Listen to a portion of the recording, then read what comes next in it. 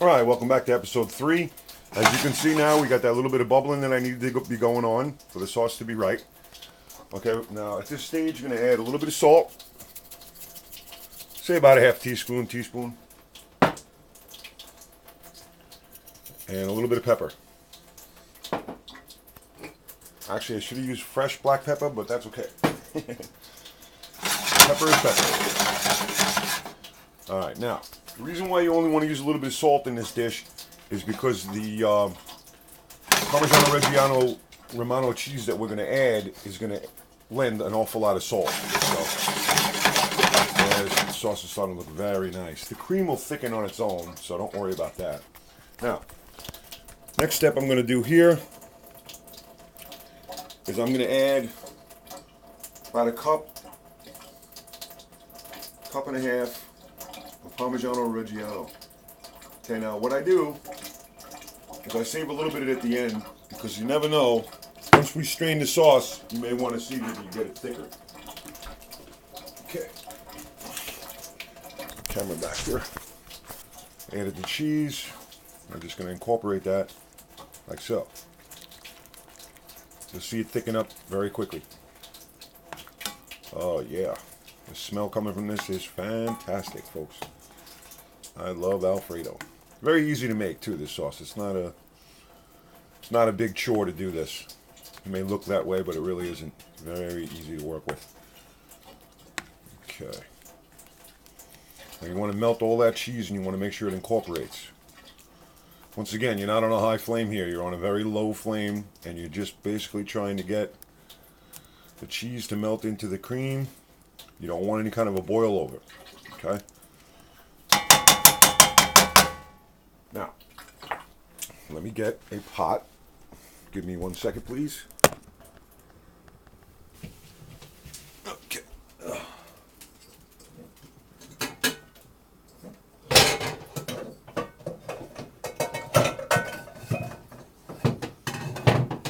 Okay.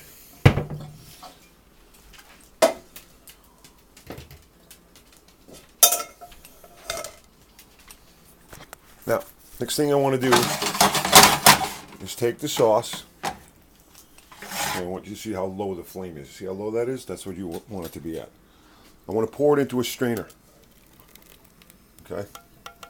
I'm going to have to put this down because I'm going to need the spoon to get every drop out of this. Pour it right into a strainer like that.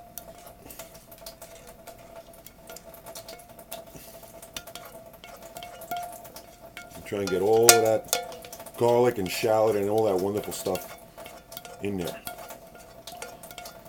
Like that. Okay, now do not discard this pan. Put it back on that small flame.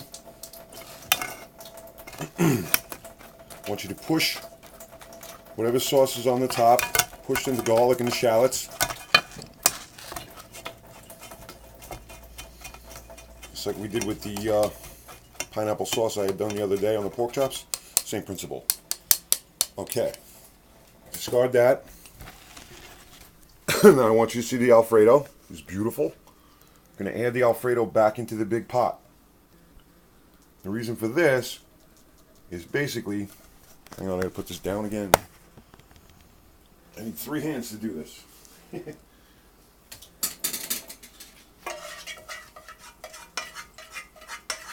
Now that sauce is definitely thick enough for me. Some people like it thicker. I think it's perfect. Okay, get it all out. So, back from whence it came. Okay, next step. You see Alfredo, nice and thick. I'm going to take the fettuccine. Still hot. Okay. Like I said, I cooked it under just so that I could pull it out with a pair of tongs, let it drain a little bit, and then boom, right into the Alfredo sauce. Unbelievable how good this is. A little sloppy tonight, folks. Forgive me. Kind of tough to film and do this at the same time. Okay. Oh yeah. Loving the way this is looking.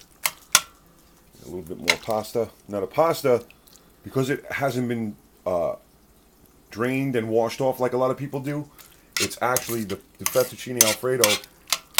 The sauce is actually adhering to the fettuccine. So good. Okay. Now I still have it on that low heat. I wanted you to know that. All this is going on while there's still heat applied. I'm going to clean up my mess a little bit here, folks.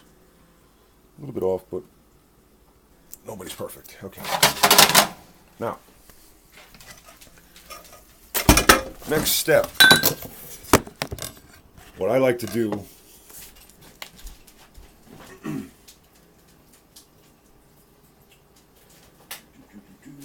get myself some fresh Italian flat leaf parsley.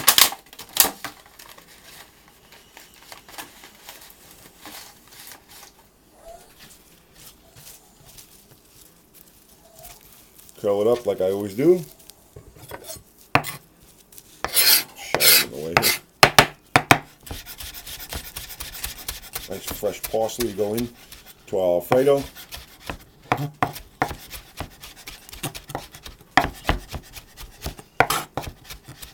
This lends color as well as flavor. I personally like the color more than the flavor, believe it or not. I think the color is spectacular. It makes it pop, you know. Okay. Fresh parsley right into the Alfredo. Oh, man, doesn't that look good? Check that out. Yeah, baby. Hoo-yah. All right. Now I'm going to take our chicken breast. Move my mess over here a little bit. Move my knife off. Okay. Take a nice breast out. I'm going to cut it on the bias. I'm going to put this down so I can cut it on the bias properly. Cutting on the bias basically means you're cutting it to the side. Okay? So, you usually put one hand on it and cut down like so. See, the chicken is perfectly done.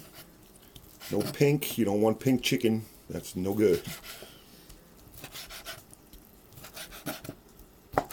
Okay. Take that chicken breast. The flavor from the salt and pepper, just the simple salt and pepper, is just so good. Okay, you know what? I'm going to do both of them.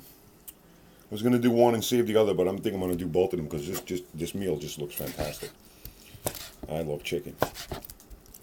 I love cooking. Okay.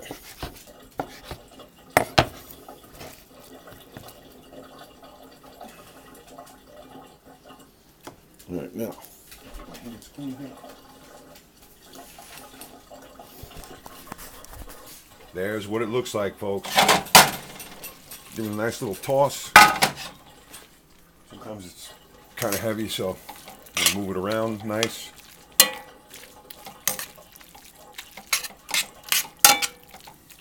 Very simple, but very delicious dish.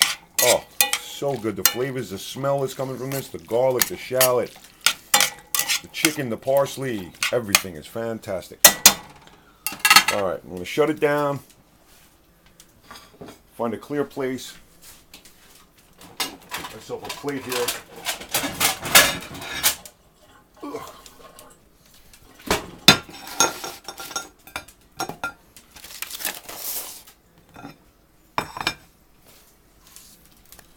Okay, I'm going to put down the camera once again.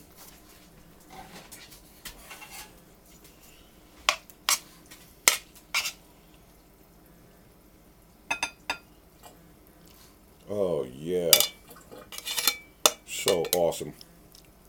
Give a shout out to my twin sister, all my family and friends. Love you guys, miss you. Now what I do is I try to make the chicken sort of like a pyramid type of thing over the top of it. Nice. And go around it with the fettuccine. Oh man, is that good.